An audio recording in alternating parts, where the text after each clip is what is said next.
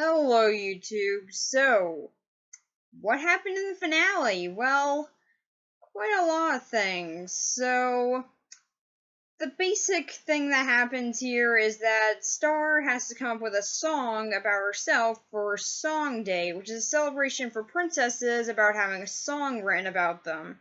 Apparently, all of them are as generic as the other ones have been, and the one for her mother is about her loving smiles. So, yeah, amazingly, I don't think that that's a very good song, but apparently the people in Muni like it.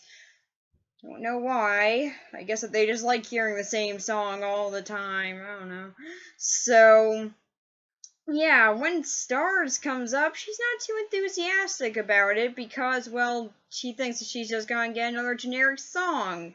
So when the minstrel shows up, she just sort of leaves and just leaves Marco there. What a jerk.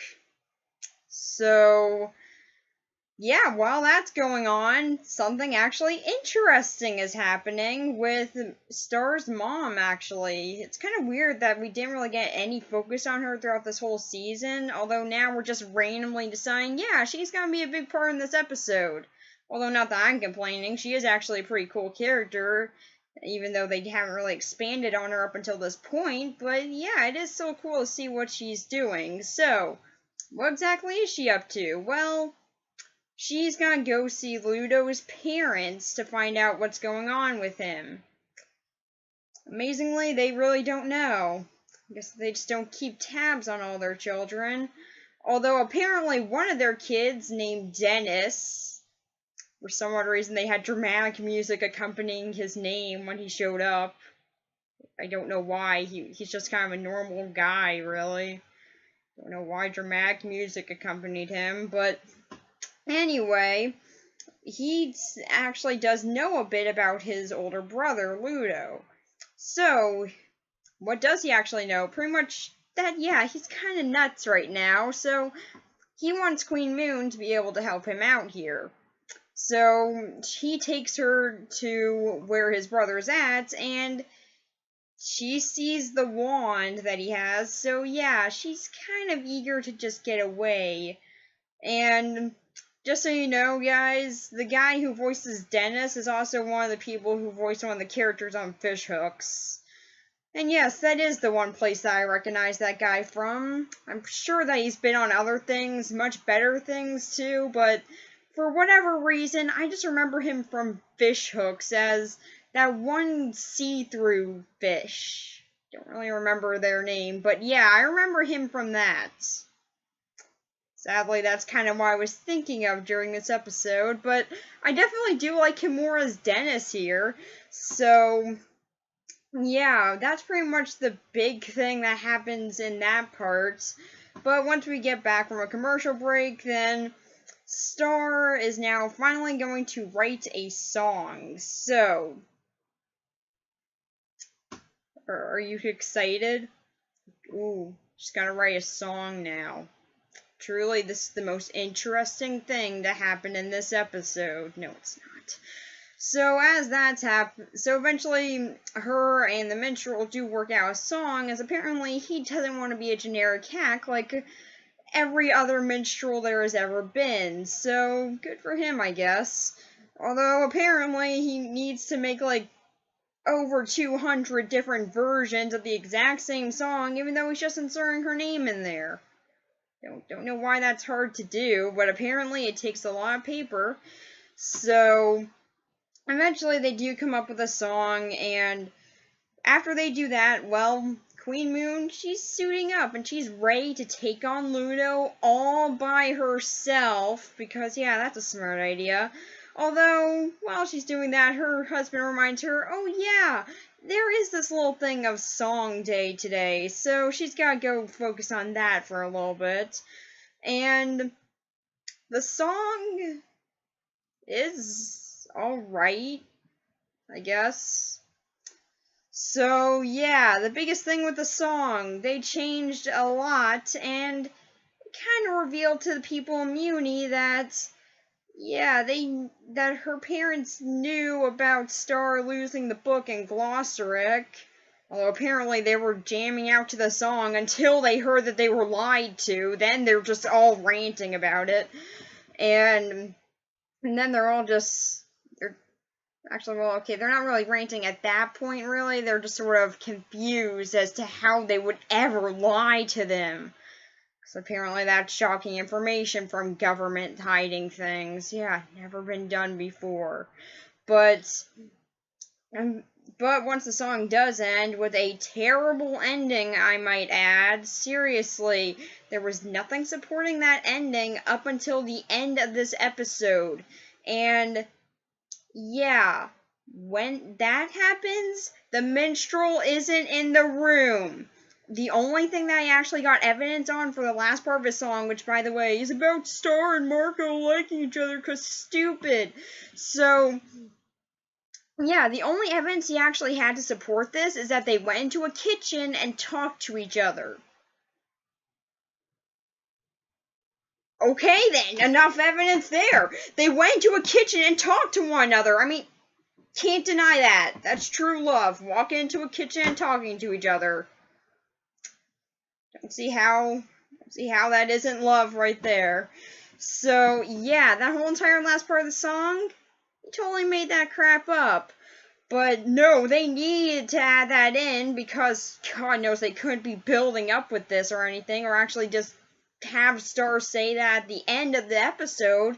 No, clearly, what they needed to do is have some division between them at a party.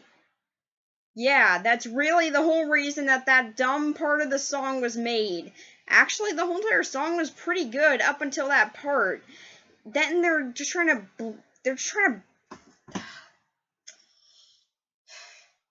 trying to make you know exactly what they're saying here, and they could have done it in a much more subtle way to me.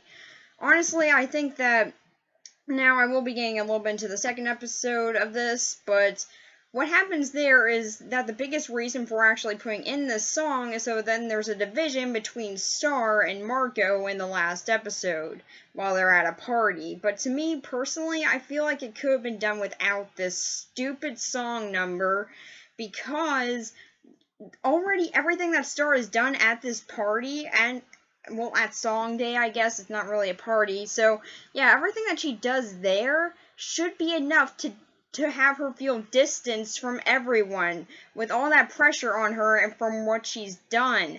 That could have worked perfectly well, and Marco could have been in the situation of not knowing how to help her because he's not royalty. He wouldn't know how to feel about this scenario. I feel like that could have been a better way of doing things, and actually would have made things feel much more natural. But no. Instead, they needed to do a crap piece at the end of the song just to create some drama, which wasn't needed. I feel like if they just focused on the main part of the song, it would have been much better. But no, we needed some crap thing at the end of the song that no one wanted, because it's just sort of bashing you over the head with how much they're just saying about this, and it just feels unneeded to me. But yeah, for this episode overall, actually, I thought it was really good. We get to see a lot of Queen Moon, and I gotta say, before now, I didn't really like her all that much. I mean, there definitely were great moments with her, but yeah, I didn't really fully get into her. But this episode, she's probably one of my favorite characters in this show now, as actually she got very interesting.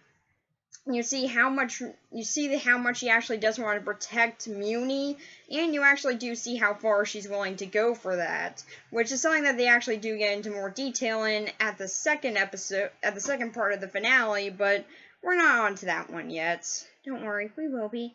But yeah, honestly, I did really like how she's executed here. She's very cool, and actually she's pretty awesome. So yeah, I really do just hope that they continue this with her in the third season, because she's pretty awesome here.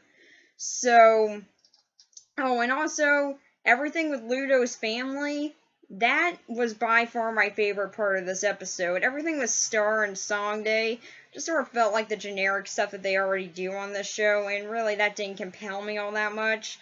But everything that was going on with Queen Moon and Ludo's family and Dennis, all that stuff, I found that to be incredibly interesting, and I really do hope that they follow up on this more in the 3rd season. Like with Ludo's family and how they're treating the situation and everything. I think that would just be great. Also, I do want to see more of Dennis, as he was a pretty cool character. And I do like how he feels towards his brother, and he seems to be the only one who actually feels some sympathy for him. And Ludo even seems to have some sympathy for him too, which is revealed in the 2nd episode of this. So, yeah, I actually do really like and want to see him expanded on some more. Also, he has the voice of a guy from Fish Hooks, so he allows me to reference Fish Hooks. God, why did I watch that whole show? Seriously, I watched that whole show. I still don't know why.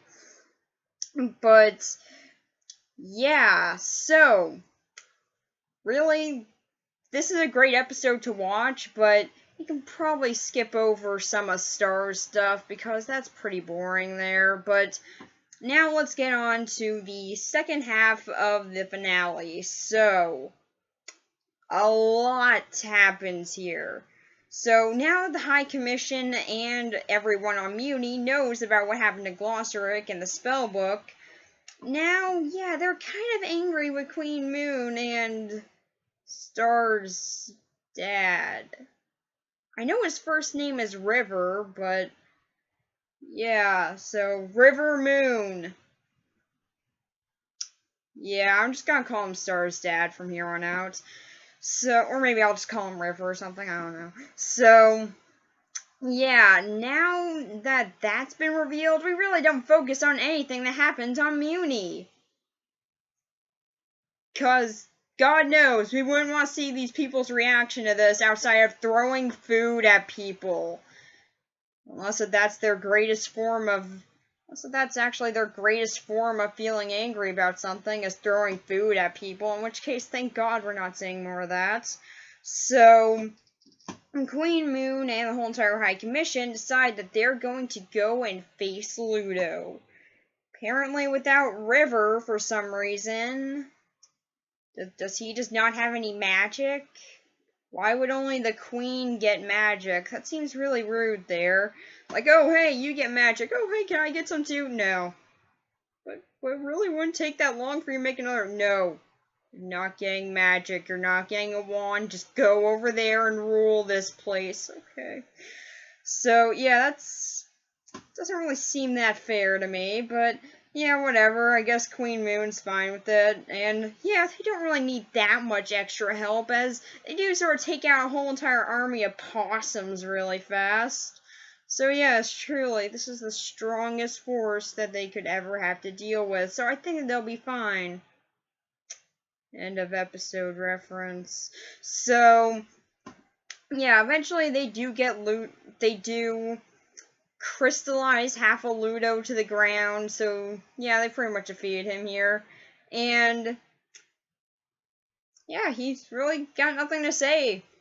Just sort of, they got nothing on him outside the fact that Queen Moon tried to, except for the fact that Queen Moon knows that he tried to kill her daughter and also stole the spell book, but apparently since he stole it, thus getting ownership of it, therefore it's not stealing. Know how that works, but yeah, apparently that means that's not stealing. Because Glossaric said that he owns it after he stole it. Yeah, seriously, someone arrest him? Like, I don't get how he's saying, you got nothing on me, when, yeah, they do. They have quite a few things on him here. I mean, like, yeah, sure, he was kind of used by Toffee, but still, they got things on him, like, oh, I don't know, trying to kill the princess, just so then he can get her wand. Yeah, nothing on him.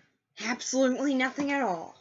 So, yeah, after that, the whole entire High Commission goes to look for Glossaric, but Queen Moon stays behind in order to talk to Ludo a little bit about his family and also what happened with Dennis.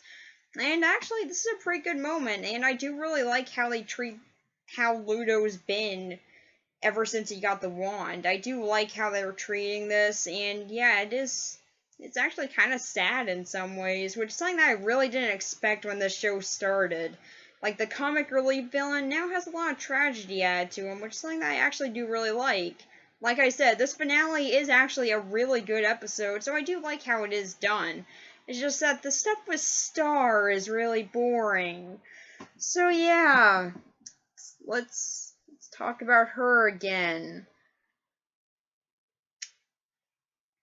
Her and Marco are awkward at a party. She calls up her friends. They go to another party where they are burning homework, which actually looked awesome, and it's a controlled burn, so therefore it's okay. And apparently there's a firefighter there, although when the cops show up, they're willing to arrest them. Yeah, I don't know how that worked. So yeah, the cops were just like, okay, well, if it's a controlled burn, then okay. But when the cops show up, then they're just like, oh no, it's a controlled burn, guys, and people are having fun on a roof. Arrest these suckers. How dare they be having fun on roofs, I guess. Is that like a crime that I just never knew about? You can't have a party on a roof? I'm pretty sure that they didn't have permission from the actual store. The store would have called them long before now, or at least before the burn started. So yeah, I think that they actually do have permission to do this, so it's probably not trespassing. Most of they showed up after they already closed down, but the store's lights were on, so either the store really didn't notice this until now, or they forgot to turn off the lights, or they joined in on the party, I don't know. So, yeah. They go to a controlled burn, and Star hangs out with Oscar, because that's truly the most fascinating thing they could do here. No, it's not. And so, what's going on with Marco? Him and Jackie are talking. Also, they say that they're going to go into the kitchen 1 minute, but then the next time that we see them, they're standing around by the window, and Jackie went in there to go get a hot dog. She's not holding a hot dog! Continuity errors. Seriously, that moment happened like a few seconds after they said that. Why? How do you mess that up? So, or maybe they just thought that no one would really care to notice that, but they were wrong, because a 15-year-old on the internet noticed it. Therefore, it's a big problem. Okay, no, it's not. So, yeah, Marco and Jackie, they hang out. Marco feels better. The end. Truly, that's a fascinating subplot that I really liked getting cut away from the interesting stuff to seeing them feel awkward at a party. Sure that I was real happy that they did that, FU show. So, yeah, like I said before, they didn't need to have the crap relationship thing being brought up, because really, I don't care about it. I know there are people who do care about it, but personally, I think that's a big interruption to what the show was actually doing. And why is it impossible to have two characters that are different genders just be friends? Seriously, this just feels like it's very forced and out of nowhere. I mean, yeah, okay, maybe if they waited for a bit like they did on Kim Possible or something, then maybe it would have been a bit better, but here it just sort of comes out of nowhere. So, and there's really no build up to it outside of for this season, and honestly, I don't really like how it's been built up this season. It just sort of feels contrived to those people that were saying, oh, they should get together because we want people to get together, because we're people on Tumblr. So, yeah. Like I said before, I don't like this subplot a lot. And they could just had it been that Marco couldn't find out how to help Star deal with what happened at Song Day, but no, clearly, that would have actually taken a moment of thought. So therefore, they couldn't have done that. So, yeah, so Star eventually goes back, much more confident, and she decides to talk to Marco about what's been going on. So, they eventually make up, and actually this is a pretty mature moment, and it is kind of one of the few reasons that I didn't fully mind the stupid subplot. But, Yeah, I do still hate that subplot, but I will say that's a little bit more tolerable due to how they actually treated it here. And then Star goes up into her room. And yeah, I kind of gotta get you guys caught up on what's happening with the actual interesting story point for this. So, yeah, turns out Ludo is possessed by Toffee.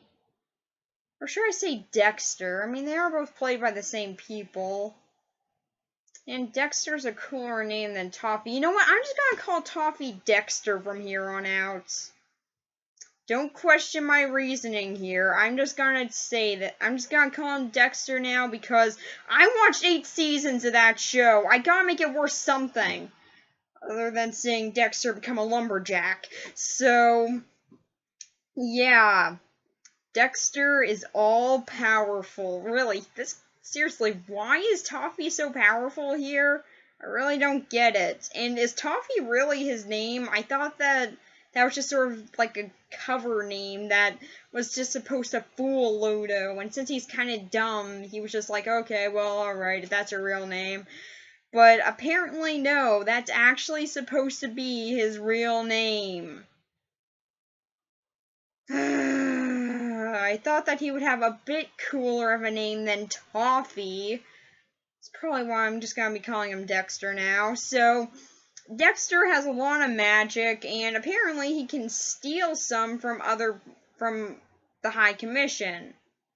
Don't know how or why he can do that, but he just can. Therefore, I shouldn't question it, even though I'm questioning it. So, yeah, he can just somehow suck out energy from them, even though he seems to be powerful enough to be able to beat them on his own. So, why does he need their power still?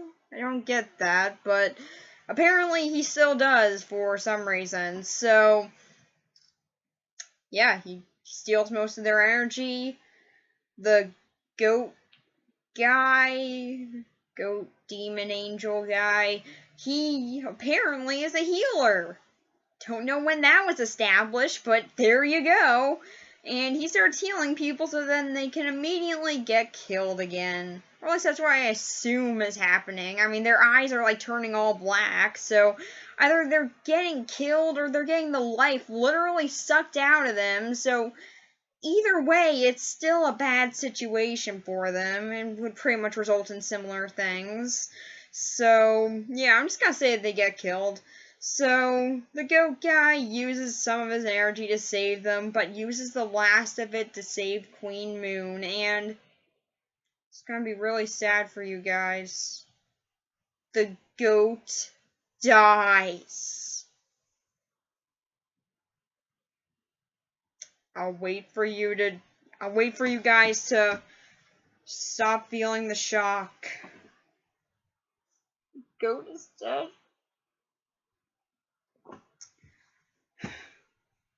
Rip the goat guy. Seriously, I forget his name, but yeah, the goat guy's dead now. Or, well, he's dust, and then Queen Moon just sort of sweeps him back into his horn, which apparently was a replacement horn. I want to know what happened to his real horn now, so, yeah, apparently she can just sweep that up, so I guess he can be brought back? Either that or she's gonna go put him on display somewhere. I don't really know what she's actually planning on doing here. But yeah, she got him back. And before she could actually get some of the people that might actually still be alive. Real nice of you there, Moon. And then she goes to see Star again, and now we're caught up on the stories. So, yeah, she goes back to see Star and tells her that they gotta go back to Muni without actually saying why, because that would get this to be a shorter conversation. But yeah, she decides not to tell her why, so then she can rant about it for a little bit until she finds out that Dexter is back. So she gets happy and hopes that he's not a lumberjack anymore. No, okay, I'll stop. Seriously, why did it end with him being a lumberjack? Can someone explain that to me? Like, why is he a lumberjack? I really don't get it. But, yeah, anyway, she finds out that Toffee's back, and Yeah, so apparently she's gotta go now. But before she does that, because they have so much time, she decides that she's gonna go downstairs, tell Marco that she really does have a crush on him. See? That could have actually been done better at this point if you didn't have it stressed throughout this whole season that she might have a crush on him. If they didn't do that and just did it in a subtle manner, then it actually could have been a big moment at the end here. But seeing as they've already established this all throughout the episode and had a song about it, it's kind of ruined now. So yeah, Marco's sort of surprised by this, and then Star just leaves without any explanation to Marco, because truly all he needed to know was that, well, she likes him. Bye. Guess that was how she was hoping that things will go, and I guess things will just be fine after that. Even though Marco should still have his dimensional scissors, so he's probably gonna go over there to Muni and just be like, hey, what the heck? So, unless if Star takes his dimensional scissors, which wouldn't really be fair. I mean, he did earn those. So, yeah, I don't really know how this is him not seeing her ever again. But yeah, once he goes to see what happened, she's gone, and her whole entire room is gone as well. And, you know, Star, you could have at least fixed the hole in their house. I mean, that's just really rude. You know how much, do you know how much that's gonna take to repair? I don't, but I'm pretty sure it's gonna take a lot to repair. So, I mean, it's a big gaping hole in the side of their house. I'm pretty sure it'll take a lot just for drywall alone. You jerk. So, yeah. That's the big cliffhanger ending. I gotta say, actually, this episode was pretty good. So, yeah. Pros and cons. Well, pro. Everything going on with Queen Moon and Ludo. That was actually really interesting, and I do like how it was done. It's by far the best part of this episode, maybe even out of the whole entire season, or even out of the whole show. Their final fight was really great, and I actually do really like how they try and push a lot of emotion in here. It actually leaves you wanting more, and does leave you questioning a lot of things, like what happened to Glossaric, what happened to the Book of Spells.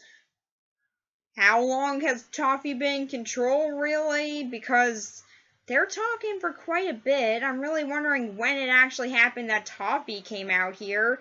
But overall, it was a really great conversation, and just really, I like everything going on with them.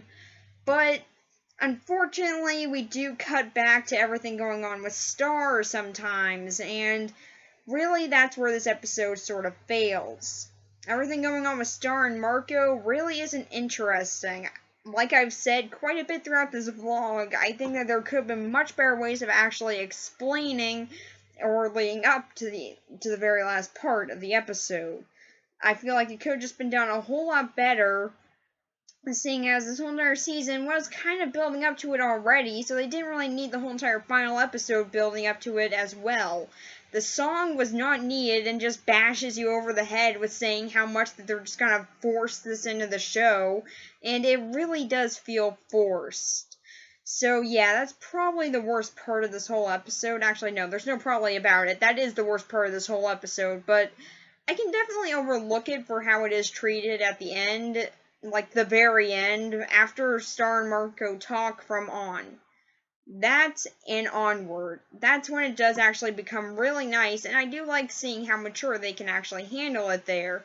I just wish that it was set up a little bit better, and in a way that isn't just so annoying that you want to destroy your TV. I don't know, maybe that's just me, I'm pretty sure it is, but I hate forced romances in shows, and yeah, here it definitely felt forced. I mean, it felt kind of forced throughout the whole season, but yeah, at least there it wasn't a major focus, and they did have some actually pretty good ways of dealing with it, but this episode, it's just beating you over the head with the idea in a way that's not really mature until the very end. That really wrecked a lot of this episode for me, and even the song, which I thought was pretty good up until that part, was pretty much destroyed by it. So there were actually, when I first heard the song, I put it on mute because I just didn't want to listen to it. Of course, when I watched it a second time, I stupidly listened to the whole thing, and God, does it suck. But yeah, usually I would just sort of listen until they got up to that point, but unfortunately, I do have to hear the whole song. Song sucks. Okay, the very end of the song sucks. The rest of it was alright. So, yeah. I really didn't like everything going on with Star and Marco, if that wasn't already apparent. But, yeah, that's really what brought this episode down for me. Although, I do think that I can definitely overlook it for everything going on with Queen Moon. That was really interesting and actually was really great. The animation was really strong in those fight scenes and in the song as well, which I actually do like how the song was done. It looked really great. Even at the very end part of it, which, yeah, I think that you got my thoughts on that, but yeah, even at the end, it looks really great. The animation in the show doesn't seem to disappoint ever, really, and yeah, that's definitely very strong here, seeing as it's the finale. But I think it really shined really well in the final fight between Queen Moon, the High Council, and Toffee. That was a great final battle, and it really does showcase how and why some of the people are on the Grand Council, and actually how they do affect things. Although I do feel it's kind of weird that they just sort of left River out of this whole entire battle. Like, is he not a part of the High Council? Does he not have any magic? Could have sworn that he did at one point, but apparently no. He's just without magic for some reason. So, it's like only the Queen's immunity get a wand? That's kind of rude. But, yeah, I do find it kind of weird that they left him out there. But, yeah, it is still a really great fight, and I think the build-up to it definitely makes it worth it. But, yeah, this is definitely an episode to check out, especially if you're just following up with continuity in the show, but overall, I think it was really fun, and actually is getting me kind of excited for the third season, which is something that I really haven't felt in a long time with this show, because, yeah, Season 2 hasn't been that great, and Season 1 definitely had its bad moments, like, a lot of bad moments. Like, from the middle of Season 1 to the sort of ended at the middle of Season 2, it was really bad. But after that, it did start to get better, so I really do hope that they do try and get out stronger content from here on out. So, yeah, I'm actually looking forward to Season 2, which is something that I didn't really see coming, so this is definitely an episode to check out, if just for Queen Moon. And yeah, if you're not into the whole entire Star and Marco thing, like I am, then yeah, definitely skip the things going on with them until they actually decide to talk for a little bit. But yeah, that's pretty much the biggest thing to ignore out of this episode. But the rest of it is actually really good. So this was a very good episode, and honestly, I'm kind of surprised that it was. They really haven't been doing that great with the show, but I do think they are getting back in the right direction, which is really good. So, yeah, I'm actually looking forward to Season 3.